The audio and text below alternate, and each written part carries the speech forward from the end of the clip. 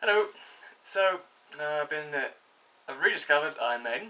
Just went on a bit of a binge through quite a few of their tracks yesterday, and thought I'd just share some of my thoughts I'm doing. At the moment, I'm sort of learning how to play Running Free up to speed. That's what I'm working on at the moment. But I thought I'd just do a bit of talking as well.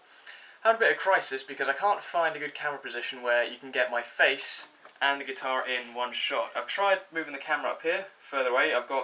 That's right up against the wall. But if I go back against my bed, you can see the guitar from quite far away. Like, I don't even know if this is big enough to see what my hands are doing, but you just get this torso that's cut off here.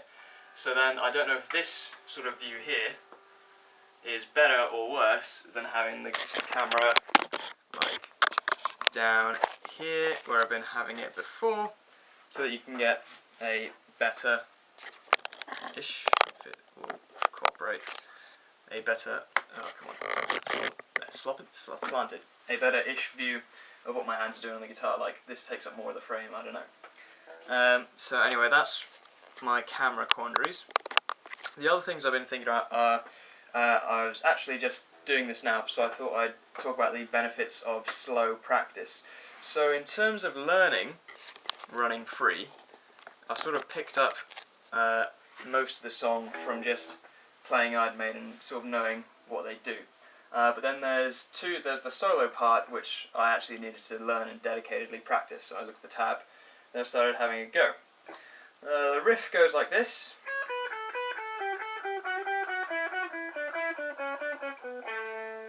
And repeats. And there's a second part, which is...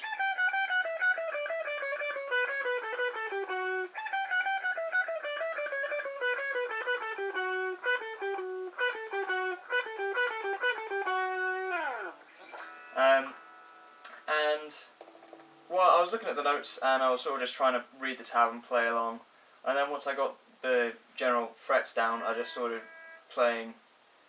sort of playing the lick, trying to get a feel for how it works.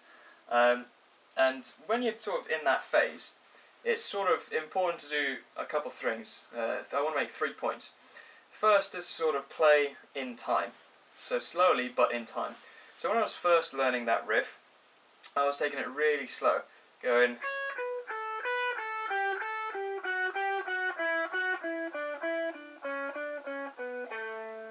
like making sure I just play all the notes really accurately. Like, I don't know if you've ever done any metronome practice, or like just practicing this,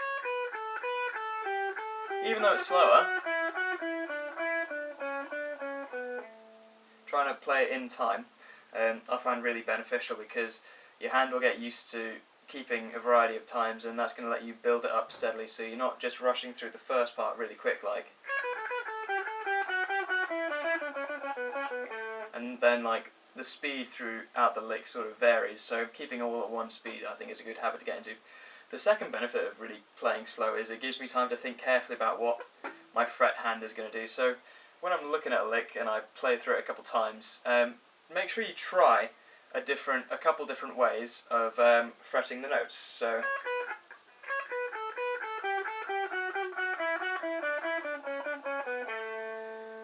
try with just different fingers.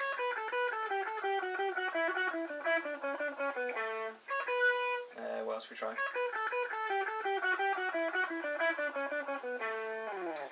Until you find a way that you sort of feel comfortable with, that doesn't feel stressful, and just like actually take the opportunity to try playing it with different fingers at that slow speed, so you can get a feel for what you're doing. The third point is actually to do with the picking hand, and I use something called economy picking, I think it's termed as. So it's sort of got elements of sweeping and raking in it. So rather than just alternate picking, which is down, up, down, up, down, up religiously, I actually find that really hard to do. And when I was younger, I just developed this style of economy picking where, like, if you're going to play, say, let's have a look. There we go. So if you've played,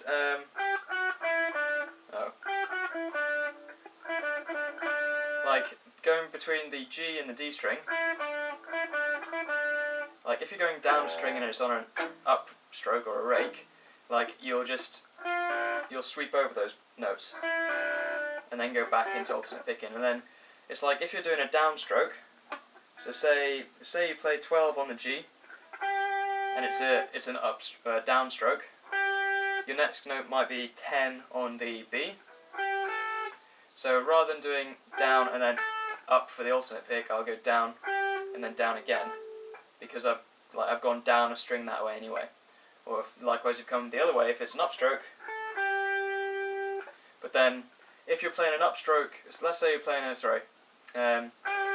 upstroke or a rake on 12 on the G, and then it's like a push or a downstroke on 10 on the G. Like, that's a situation where it's alternate picking. But if you're going, like, I don't know, it's sort of weird to explain. It was more for like when I was doing licks like.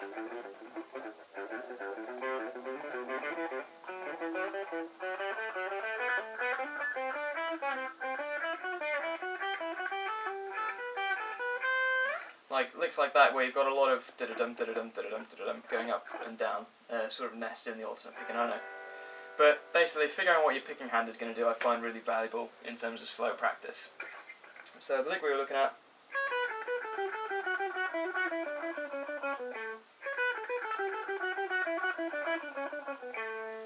like that's about as fast as I can comfortably play at the moment, but I need to just work on it getting faster.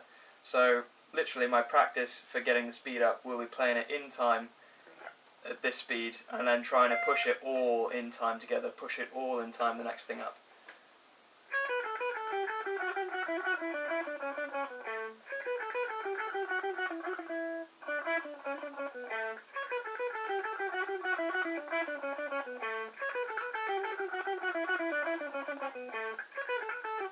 And I'll only really push it to the next level once I'm error free. So if I make some mistakes I'll probably start the lick again from scratch, but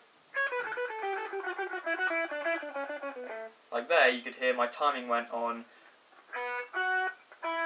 that note there, my timing went on that note, so I knew that lick wasn't going to be right.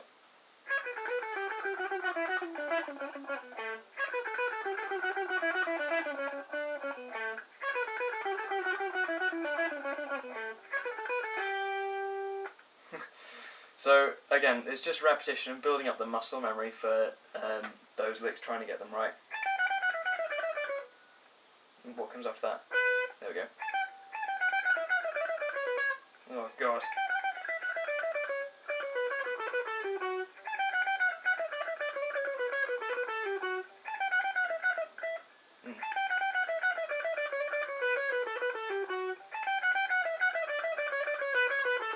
Oh god. So at this speed I'm making lots of errors, and really what I need to do the problem is that my fretting hand is not doing the same thing as my picking hand, so I'm playing the wrong notes. So I should really tune back the speed, so playing it slower, and make sure that I can get my fretting hand working properly.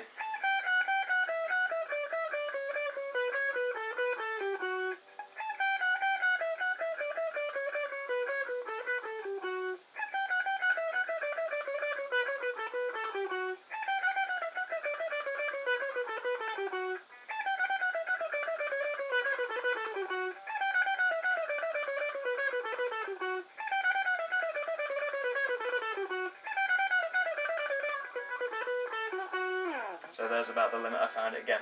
But really to stop making those errors when I was going through the lick as fast as I could, I find it beneficial to tune it back and then remind my fret hand what it's supposed to be doing and get it used to making those movements once again.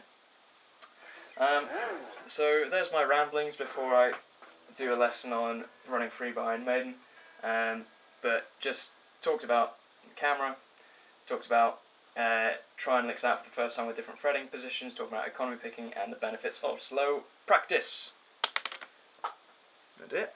So, till next time, take care.